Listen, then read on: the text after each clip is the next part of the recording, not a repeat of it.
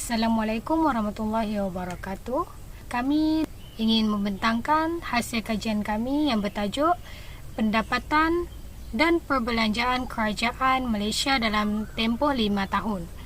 Kami terdiri daripada 4 ahli kumpulan, iaitu saya sendiri, Umi Aisyah Fitero, Qurratu Aini binti Abdul Hamid, Muhammad Hafizuddin bin Zamri, dan yang terakhir adalah Muhammad Syahmi bin Zulkifli. Terusnya, kami akan berkongsi isi kandungan yang ada dalam hasil kajian kami. Yang pertama adalah pendahuluan, prestasi ekonomi dari tahun 2017 hingga 2021, faktor mempengaruhi pertumbuhan ekonomi, kesan perbelanjaan kerajaan ke atas negara, objektif dan juga penutup. Saya Umi Aisyah Fitero. Pendahuluan. Kerajaan berperanan dalam membuat perancangan dan membuat dasar kepada sesebuah negara, terutamanya membuat keputusan yang mana melibatkan masyarakat. Kerajaan juga merupakan salah satu unit ekonomi dalam aktiviti ekonomi negara. Kerajaan juga merupakan salah satu unit ekonomi dalam aktiviti ekonomi negara. Kerajaan mempunyai peranan kepada ekonomi negara, antaranya ialah sebagai pengeluar dan majikan, mencapai objektif makroekonomi dan juga berperanan dan mengawal selia pengeluar. Ia juga bertujuan untuk mencapai matlamat agar kebajikan masyarakat terjaga dan kemakmuran negara dapat ditingkatkan. Pertumbuhan ekonomi juga boleh dijadikan sebagai alat pengukur bagi menilai prestasi pembangunan ekonomi sesebuah negara.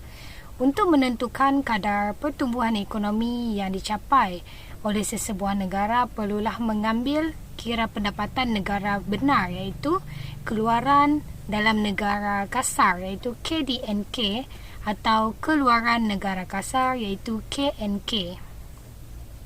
Perbelanjaan pembangunan pula merupakan perbelanjaan, pelaburan ataupun modal bagi menjalankan projek-projek pembangunan ekonomi oleh pihak kerajaan.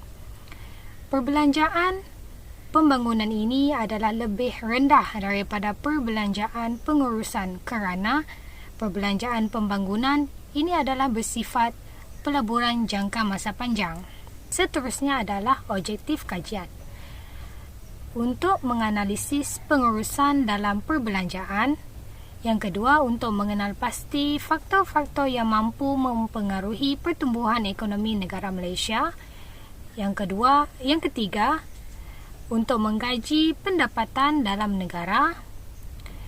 Yang keempat, untuk mengenal pasti kesan perbelanjaan kerajaan ke atas negara Malaysia.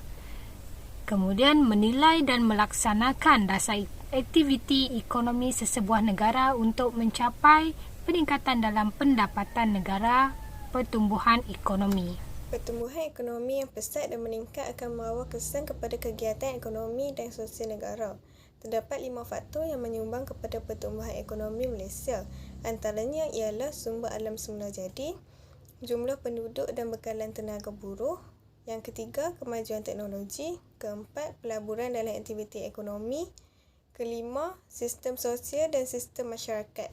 Yang pertama adalah sumber alam semula jadi. Secara asasnya, sumber alam semula jadi yang dimiliki oleh negara ialah tanah, hasil hutan, lautan serta galian.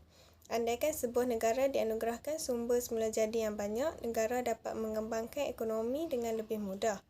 Di samping itu juga, kekayaan sumber alam semula jadi dapat menarik pelabur asing untuk terus melabur dan ada permintaan untuk pengeluaran sumber semula jadi tersebut. Yang seterusnya, jumlah penduduk dan bekalan tenaga buruh.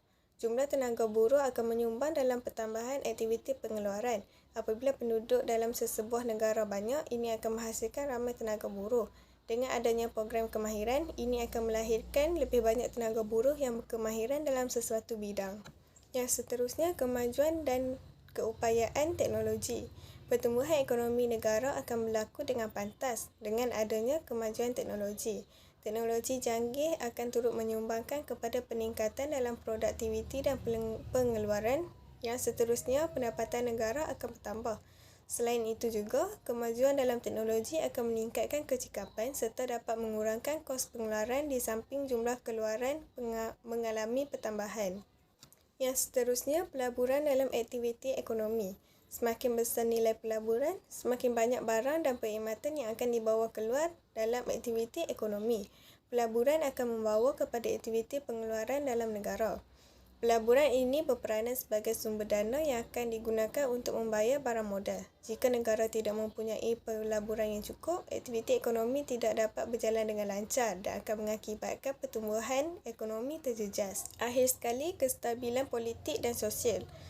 Pertumbuhan ekonomi akan mendorong kepada penambahan aktiviti pengeluaran. Hal ini dapat mencipta peluang pekerjaan serta mampu mengurangkan kes jenayah dalam kalangan masyarakat. Selain itu, kes pengangguran dalam kalangan masyarakat akan dapat dikurangkan dan mereka dapat menikmati kehidupan dengan yang lebih baik.